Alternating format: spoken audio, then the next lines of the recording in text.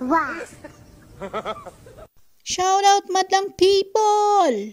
Alam nyo guys, for today's video, iritang-irita ako sa amo ko. Alam mo bang nagbitbit, marites tayo ngayon, nagbitbit na ako ng balde at saka dustpan, kaya maglilinis ako dyan sa labas. Ipagdaan mo sa sala, upo-upo siya ngayon, para lang may isasabi siya kasi wala nang gagawin, napakalinis na ng bahay niya. Magsasabi pa talaga siya na, maglinis ka doon sa labas kasi napakaraming dumi. Isan ba ako pupunta sa langit?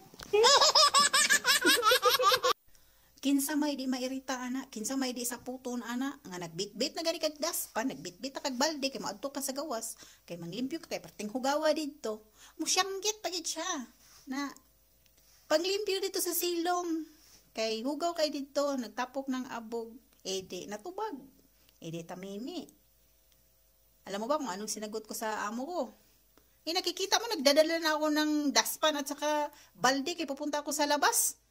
Isan ba ko pupunta sa langit? Kung tingnan, sabi, hindi na lang ako talaga mag-Arabic guys kasi alam ko nanonood sila sa mga videos ko. Sinusundan, lalo na sa YouTube. Sinusundan ng mga pamangkin niya yung mga post ko. Guys, konting tips lang ha. Tambag lang ako sa inyo ha. Proven and tested to. Bilang isang 11 years, kaming 11 years na ako dito sa Saudi Arabia sa isang amo lang. Usahay, inyong amo kung wala na gani sa lugar. Tubaga po ninyo. Diba tamimi na.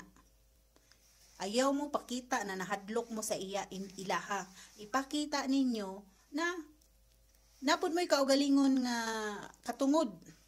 Kaya kung ipakita ninyo pirmi na takot kayo sa kanila, mamimihasa yan sila. Ako, since pa nung una, di lang dyan ko mag-mention, kaya nakapirma na ko dito nga, di na ko mag-mention about sa past.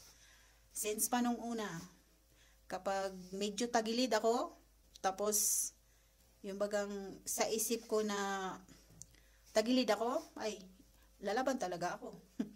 Yung bagang, basta walang pisikalan lang, bunganga lang.